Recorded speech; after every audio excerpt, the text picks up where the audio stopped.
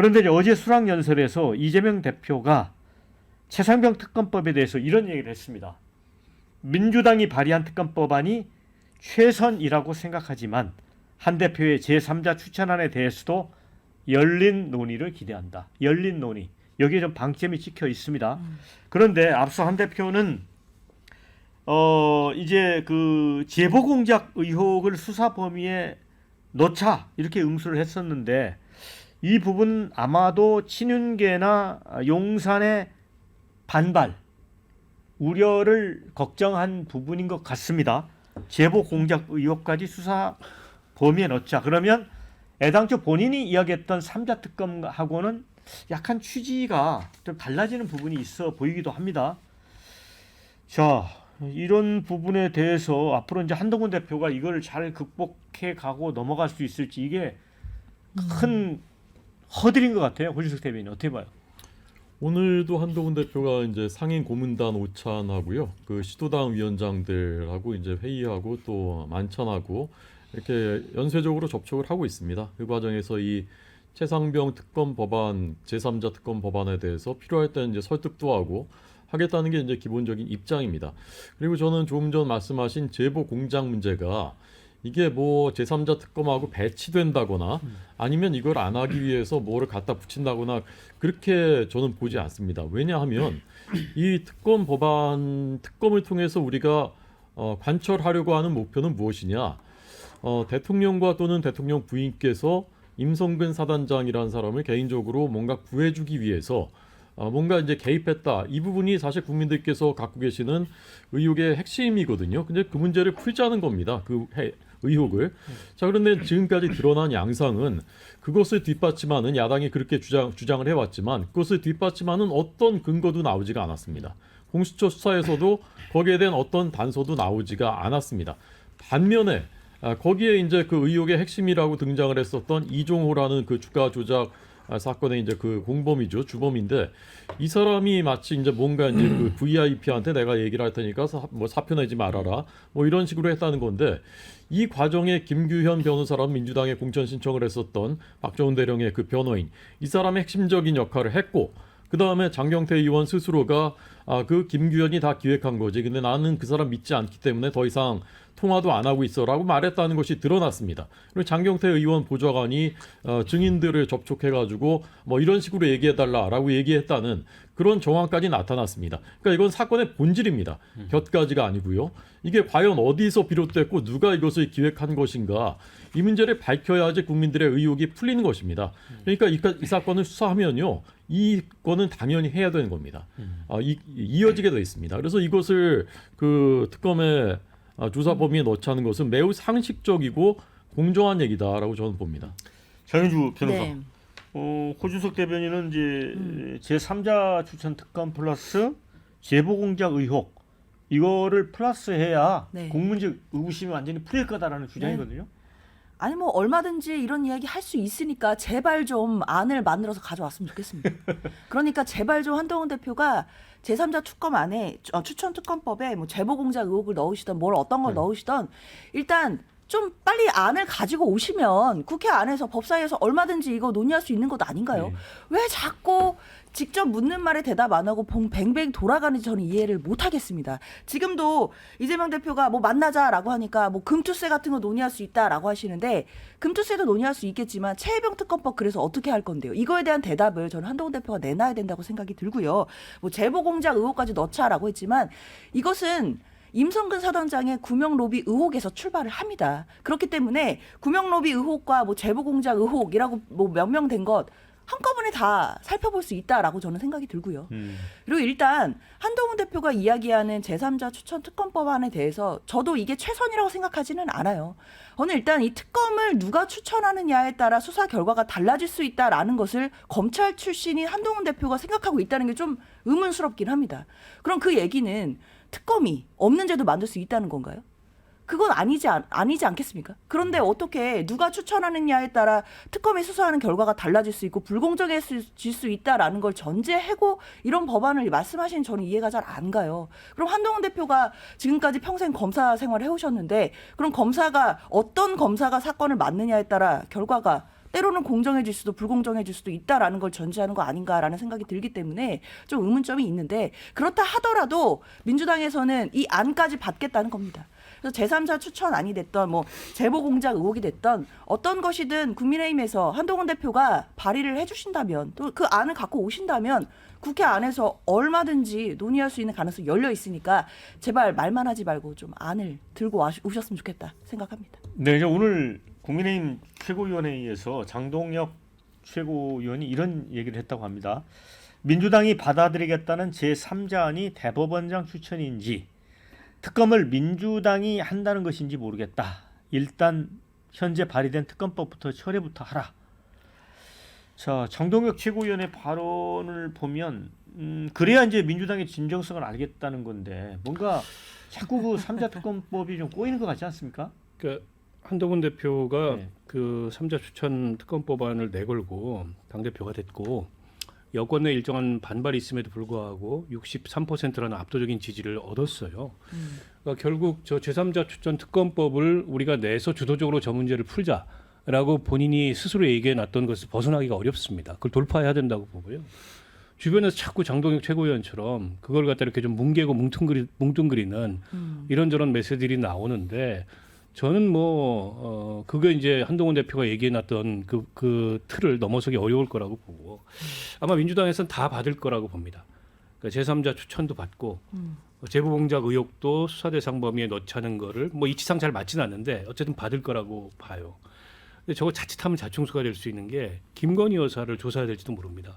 저거를 수사 범위에 넣게 되면 그렇죠. 그러면 용산이 가만히 있겠습니까? 근데 제가 보기에는 오히려 가뜩이나 용산하고 관계가 안 좋은데 의도가 뭐냐 이렇게 이 상황을 볼 수도 있어요. 용산에서는.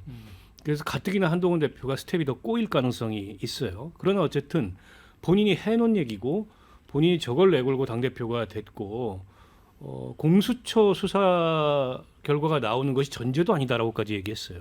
그와 무관하게 이 특검법을 우리가 오히려 주도해서 이 문제에 대한 국민 의혹을 해소하고 보수의 가치인 안보 이런 것들 다시 세워야 된다 얘기했기 때문에 본인이 이제 스스로 그걸 푸는 모습을 보여야 됩니다. 그 당 내부를 설득하고 용산을 설득해서 법안을 내야 되고 그래서 민주당의 법안과 이 한동훈 대표가 주도하는 제3자 추천 특검 법안을 놓고 그 사이에서 이제 어떤 합의를 이뤄낼 건가로 접근을 할 수밖에 없고요. 자꾸 이제 민주당 법안은 처리하라. 민주당이 그걸 왜 처리하겠습니까? 그건 민주당의 당론이고 하지만 한동훈 대표가 제안한 거 받을 수 있으니까 내놔봐라라고 계속 이제 주문을 하는 건데 내놔야죠. 본인이 내놓겠다고 얘기를 했으면. 근데 저 문제를 정면으로 돌파하지 못하면 정치인 한동훈으로서는 그 본인이 당 대표로서 이 출발점에서부터 스텝이 꼬이는 상황이 되기 때문에 굉장히 어려운 상황이 되지 않을까 싶어요. 정말 저희 방송 오시는 분들이 날카로운 댓글 또 주셨습니다. 자, 새로 발의한 특검법에 민주당이 김건희 조사도 명시했으니 제보 공작도 넣는 게 당연하다. 이런 의견 주셨고요. 자, 반면에 여야 모두 최상병 특검은 안 될 거다. 이렇게 보고 서로 정치 공세만 하는 것 같다. 이런 의견을 주셨습니다. 교수님은 어떻게 보세요? 예. 제가 요즘 한동훈 대표의 움직임을 보면 최상병 특검을 안 하면 좋겠다라는 쪽으로 흘러가는 것 같아요. 그래서 오늘 장동혁 최고위원 그 얘기도 자기 최측근 아닙니까? 예. 결국은 이런 분위기 띄워가지고 안 했으면 좋겠다라고 피하려는 생각인 것 같은데 만일 이게 사실이라면 이 정치를 잘 못하는 거죠. 정말 국민들하고 약속해가지고 이거 용산은 고집하고 있지만 이거 내가 한번 해보겠다라고 해서 당선이 됐고 한동훈이 역시 좀 다르구나. 라서 해서 우리가 표를 많이 준 걸 보지 않았습니까? 근데 모습이 이상해요. 여러 가지 갑자기 제보 공작 제보까지 넣어가지고 왔다든가 이런 모습은 한동훈의 어려움을 우리가 보게 하는데 그만큼 용산의 그립이 아직도 남아 있고 3년 남은 대통령의 힘이 세다는 거죠. 그 다음에 일반 당원들하고 원내의 여러 가지 배지들의 분포 메시지는 또 다르다라는 걸 느끼게 되는데. 저는 이 장동영을 메시지로 이런 분위기로 가면 안 된다라는 생각이 들고 그 다음에 지금 우리 호준석 대변인 계시지만 대변인 13명이라고 그러대요. 예. 근데 대변인들마저 지금 한동훈 대표의 생각을 충분히 지금 알리지 못하고 있어요. 곽규택 의원이 한동훈 대표보다는 용산의 어떤 생각을 의식하고 발표를 했다가 뒤늦게 뭐 수정하고 그런 난리 난 게 있었죠, 지난주에. 김경수 복권에 대한 네. 거였죠. 그래서 한동훈 대표가 제가 장강에 그 물을 도도히 타고 내려가는 이 와중에 너무 그 뭐 여러 가지 그 뚝을 의식을 한다든가 이러면 안 될 것 같은데 요거 한번 지켜봐야 되겠죠. 이준석 대표가 뭐라고 그러냐. 이준석 전 대표가 한동훈 대표 정치 그렇게 하지 마라라고 일성을 날렸거든요. 이거는 이준석 대표 말이 맞는 것 같아요. 네. 네. 이제 한동훈 대표 체제가 거의 이제 한 달 가까이 이제 되는 것 같은데 그 오늘 그 여론조사 결과가 하나 나왔습니다. 그 이제 리얼미터가 12일부터 16일 사이에 전국 18세 이상 유권자 2,009명 대상 조사합니다. 95% 신뢰 수준의 표본 오차 플러스 마이너스 2.2% 포인트. 저 중앙 여조 심의 참조하시면 될 것 같고요. 근데 이 여론조사에서 대통령의 국정수행 부정평가가 일주일 전보다 3.2% 올랐습니다. 65.4%. 자, 그리고 그래서 이제 윤통의 그 지지율이 국정 지지율이 30.7%, 6월 2주차 이후에 또 가장 낮습니다. 이런 결과가 있고 이제 놀라운 거는 물론 이제 컨벤션 효과도 좀 있을 것 같긴 한데 정당 지지율에서 민주당이 42.2%입니다. 국민의힘 31.0%. 3개월 만에 오차범위 밖으로 격차를 벌려버렸습니다. 여기에 조국혁신당이 9.7%, 합치면요 51.9%예요. 그러니까 이거는 그 한동훈 대표 체제 들어설 때 이제 국민의힘도 약간 컨벤션 효과가 있었지만 그걸 감안한다고 하더라도 한동훈 체제가 뭔가 좀 승부수를 좀 민생을 강조하고 있는데 뛰어야 되는 게 아닌가라는 생각이 들어요. 그러니까 저는 그 승부수는 결국에 최혜병 특검법 문제를 어떻게 풀 건가. 그걸 통해서 용산과의 이리저리 어지러운 관계를 확실하게 매듭을 짓고 국민의힘 내부를 다시 재정렬을 해야 되는데 지금 그럴 만한 리더십이나 그럴 만한 힘이 없어요. 한동훈 대표한테. 그러니까 우물쭈물대고 주춤하고 그 사이에 이제 용산에서는 막 세븐 메시지들이 나오고 무엇보다 이번에 지지율이 추락한 거는 이 광복절 논란 때문입니다. 독립기념관장 임명 관련된 논란.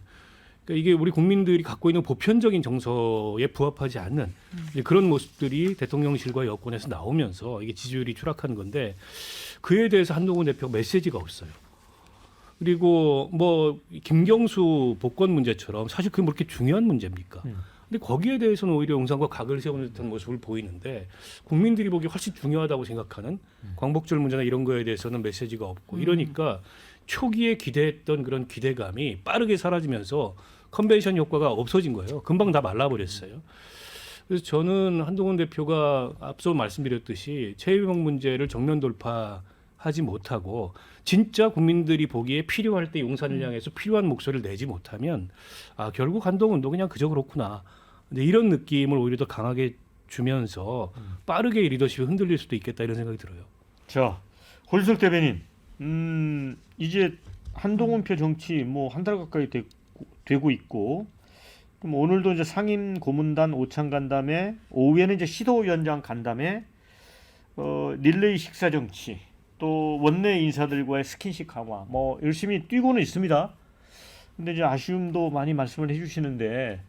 몇 점 정도 점수를 줄 수 있습니까? 근데 100점 만점에? 승부수 이벤트 이런 걸로 언제까지 우리가 그렇게 하는 그 시대는 그것의 효력은 저는 오래가지 않는다고 생각합니다. 오늘도 이제 최고위원회의에서 한동훈 대표가 격차 해소 특별위원회 우리 그 경제 우리나라가 파이도 키워야 되지만 격차를 해소하면서 국민과 국가가 다 함께 우상향 성장해야 된다라는 그 의지를 보여줬고요. 난임 문제를 비롯해서 구체적인 정책 민생 분야에 대해서 매우 정교한 그 대안들을 가지고서 승부를 하고 있습니다. 어제 고위 당정 협의회가 열렸고요.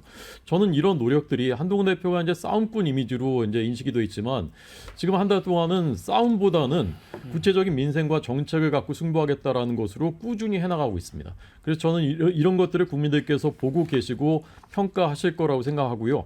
이런 것들이 이제 뒷받침이 되면서 이재명 대표의 사법 리스크가 현실화됐을 때 국민들이 그럼 어떻게 해야 되지라고 눈을 돌렸을 때 그때 대안이 돼야 된다라는 게 그 한동훈 대표의 생각이거든요. 그리고 이제 김경수 뭐 무슨 국민들이 관심 있겠느냐 하셨는데 이것은 법치와 정의, 사회 정의의 문제죠. 그래서 선명한 메시지를 냈었던 것이고요. 반면에 독립기념관장 문제는 이 문제는 저희 그 보수를 지지하는 국민들 사이에서는 이것은 좀 과도한 정치 공세다. 그리고 팩트에 근거하지 않은 예컨대 뉴라이트라고 낙인을 찍은 그런데 일제시대에 대해서 어떤 정당화하는 발언도 하지 않았는데 그렇다고 해서 공격받는다고 그것을 사퇴시키는 것이 옳은 것인가에 대해서는 의문을 갖는 또는 반대하는 국민들이 굉장히 많은 것이 사실입니다. 그런 스탠스를 이제 반영한 것이고요. 저는 이제 특검 문제에 대해서는 한동훈 대표의 기본 생각은 그런 거라고 봅니다. 이 문제는 법률가로서 털어보면 조사해보면 수사해보면 아무것도 아닌 것이라는 것이 밝혀질 것이다. 오히려 억울하다라는 거 그리고 반대쪽에서 공작하고 기획하는 사람들이 있었다는 게 드러날 것이다라는 자신감이 저는 깔려 있다고 봅니다. 그 속에서 추진하고 있는 거고요. 지금 추진 중인 거니까 그 경과를 좀 지켜봐 주십시오. 네.